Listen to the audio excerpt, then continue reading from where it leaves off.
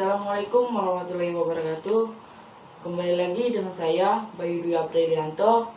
Di video kali ini saya akan membahas tugas tentang teks eksplanasi. Baik, langsung saja kita lanjut ke pengertian atau pembahasannya. Baik, kita bahas pengertian teks eksplanasi. Teks eksplanasi adalah teks yang menjelaskan hubungan logis dari beberapa proses yang menerangkan atau menjelaskan bagaimana suatu fenomena alam maupun sosial terjadi. Pernyataan tersebut senada dengan pendapat Priyatni yang mengemukakan bahwa teks eksplanasi adalah teks yang berisikan penjelasan tentang proses yang berhubungan dengan fenomena alam, sosial, pengetahuan, budaya, dan lainnya. Kemudian, Kosasih dan Kurniawan berpendapat bahwa eksplanasi adalah teks yang menjelaskan suatu peristiwa, baik itu berupa peristiwa alam, peristiwa sosial, dan budaya, ataupun peristiwa pribadi.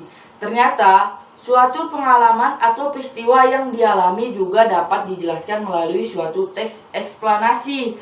Maka, dapat disampaikan bahwa teks eksplanasi adalah teks yang menjelaskan mengenai proses terjadinya suatu fenomena alam atau sosial maupun peristiwa dan pengalaman pribadi melalui media teks.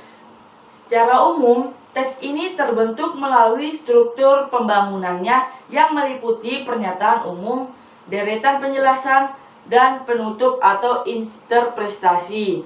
Namun, ada juga yang mengatakan strukturnya adalah identifikasi fenomena atau peristiwa, rangkaian kejadian, ulasan, lalu yang mana yang benar. Di bawah ini adalah penjelasan lengkap mengenai tujuan. Nah, tujuan teks eksplanasi diantaranya mempunyai tujuan yang pertama ada menjelaskan fenomena yang terjadi dan menjelaskan sebab akibat suatu peristiwa. Kita lanjut di ciri-ciri teks eksplanasi. Sangat mudah membedakan teks eksplanasi dengan teks deskripsi atau teks lain. Dikarenakan teks eksplanasi mempunyai ciri-ciri yang sangat khusus.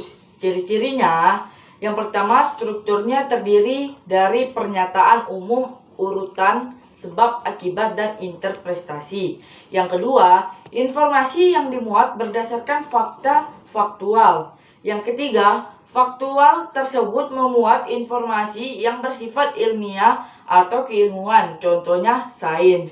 Dan yang keempat, sifatnya informatif dan tidak berusaha untuk mempengaruhi pembaca atau mempercayai terhadap hal yang dibahas. Yang kelima, memiliki atau menggunakan sequence markers seperti pertama, kedua, ketiga, dan sebagainya juga bisa menggunakan pertama, berikutnya, dan terakhir. Selanjutnya kita bahas cara mengidentifikasi teks eksplanasi. Nah, cara mengidentifikasinya sama dengan ciri-ciri teksnya.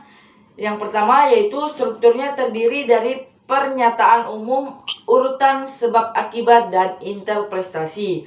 Yang kedua, memuat informasi berdasarkan fakta faktual. Yang ketiga, faktualnya itu memuat informasi yang bersifat ilmiah atau keilmuan seperti sains dan yang lain sebagainya. Kita lanjut di bagian cara mengonstruksi teks eksplanasi. Nah, di dalam cara mengonstruksi teks eksplanasi ada dua, yaitu sebenarnya tidak ada perbedaan istilah antara struktur teks eksplanasi dengan bagian-bagian pokok teks eksplanasi. Kita ingatkan kembali ciri-ciri teks eksplanasi. Nah, yang kedua, strukturnya terdiri atas pernyataan umum, dalam kurung, gambaran awal tentang apa yang disampaikan, deretan penjelasan, inti penjelasan apa yang disampaikan, dan interpretasi, pandangan atau simpulan. Struktur teks eksplanasi mengidentifikasi fenomena atau peristiwa. Berisi identifikasi terhadap fenomena atau peristiwa yang akan dijelaskan. Berarti menetapkan, memastikan, dan mengenai suatu fenomena atau peristiwa yang akan dijelaskan. 2. Rangkaian kejadian. Penjelasan atau perincian atas kejadian, sebab akibat yang relevan dengan fenomena atau peristiwa yang telah diidentifikasi. Yang ketiga, ulasan. Merupakan komentar hingga penilaian atau penyimpulan konsekuensi dari fenomena atau peristiwa yang telah dipaparkan. Nah, sementara itu, Mahsun berpendapat bahwa teks eksplanasi memiliki struktur berpikir, judul, pernyataan umum, deretan, penjelasan, dan interpretasi. Berikut adalah penjelasan dari masing-masing struktur teks eksplanasi. Yang pertama, pernyataan umum berisi penjelasan awal tentang latar belakang, keadaan umum atau definisi suatu peristiwa atau fenomena dan pengalaman yang terjadi. Yang kedua, deretan penjelasan berisi paparan rangkaian peristiwa atau kejadian atau urutan mengapa suatu fenomena terjadi. Bisa juga berisi urutan bagaimana peristiwa tersebut terjadi. Nah, yang ketiga, interpretasi merupakan penafsiran, pemaknaan atau penyimpulan yang berupa pendapat penulis atas sesuatu yang telah dijelaskan dalam teks tersebut. Kaidah kebahasan teks eksplanasi. Nah, di kaidah teks kebahasan eksplanasi ini, di dalam teks eksplanasi biasanya mengandung ciri kaidah kebahasaan berikut. Nah, yaitu ada fokus pada halaman atau biasa disebut genetik, bukan partisipasi manusia. Contohnya tsunami, banjir, gempa, hujan, dan udara. Yang kedua, dimungkinkan menggunakan istilah ilmiah.